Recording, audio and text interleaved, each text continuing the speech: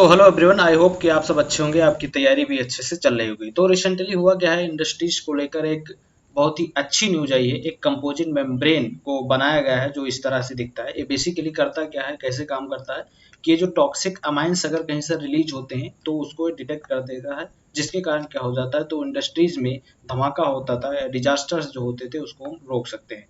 तो इस टॉपिक से हम सारे रिलेटेड जो डिटेल्स हैं वहाँ पर डिस्कस करेंगे। चलिए शुरू करते हैं। सबसे पहले समझते हैं ये एग्जांपल के थ्रू।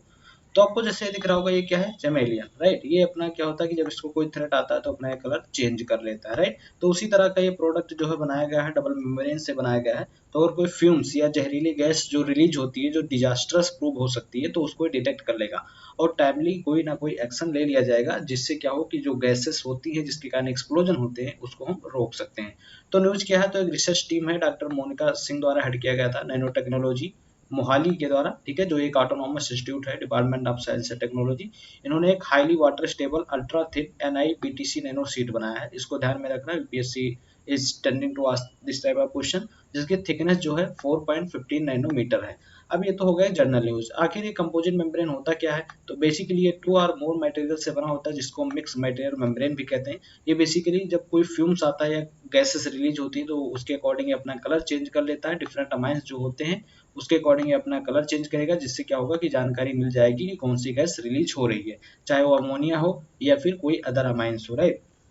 अब ये अमाइंस क्या होते हैं ये भी हम यहाँ पर समझ लेते हैं। तो अमोनिया होगा या फिर अमाइंस, अदर अल्फाइटिक अमाइंस जो होते हैं, ये as a raw material use किए जाते हैं फॉर द इंटरमीडिएट प्रोडक्ट के लिए, जो फर्टिलाइजर होगा या फिर फूड इंडस्ट्रीज में as a raw material use किए जाते हैं। और ये जो अल्फाइटिक अमाइंस होते हैं ये काफी डेंजरस होते हैं और ये हजारडस साबित हो सकते हैं, ठीक है। ये हाईली टॉक्सिक होते हैं, इसके साथ कोरेसिव भी होते हैं और इन्वायरमेंट में बहुत जल्दी ये फैल जाते हैं, जिससे क्या होता है कि जो है एक्सप्लोजन का खतरा बढ़ जाता है, राइट।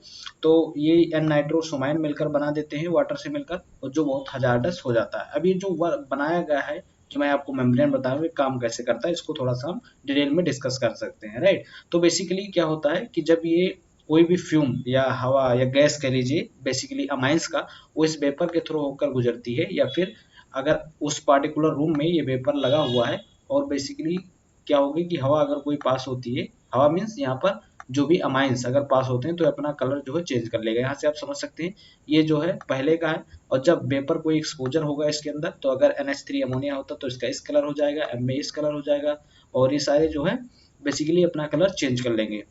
और जब अपना कलर चेंज कर लेंगे तो हम उसको आसानी से क्या कर सकते हैं, डिटेक्ट कर सकते हैं, फिर उसको हम प्रिवेंट कर सकते हैं। तो इस तरह से फंक्शन करता है। बेसिकली क्या है कि अपना कलर चेंज कर लेगा, जिससे लोगों को पता चल जाएगा कि कौन सी गैस रिलीज हो रही है, राइट, चाहे अमोनिया हो या फिर अमाइन लीकेज हो। अब जाते जाते एक बात और आपको ध्यान रखनी है कि थ्रेशोल्ड लिमिट क्या है अमोनिया का। तो occupational safety and health administration के द्वारा जो एक थ्रेशोल्ड लिमिट वर्क प्लेस पर 50 ppm NH3 का बताया गया है कि 50 ppm होना चाहिए। अगर इससे ऊपर हो जाता है तो सीवियर और पोटेंशियल फैटल इशू हो जाते हैं, और सबसे मेन जो होता है वो रिस्पायरेटरी प्रॉब्लम हो जाती है, राइट। तो आई होप आपको समझ में आ गया होगा। इससे रिलेटेड अगर कुछ भी डाउट है तो आप कमेंट सेक्शन में पूछ सकते हैं। मिलते हैं नेक्स्ट वीडियो में, तब तक के लिए ऑल द बेस्ट गाइज।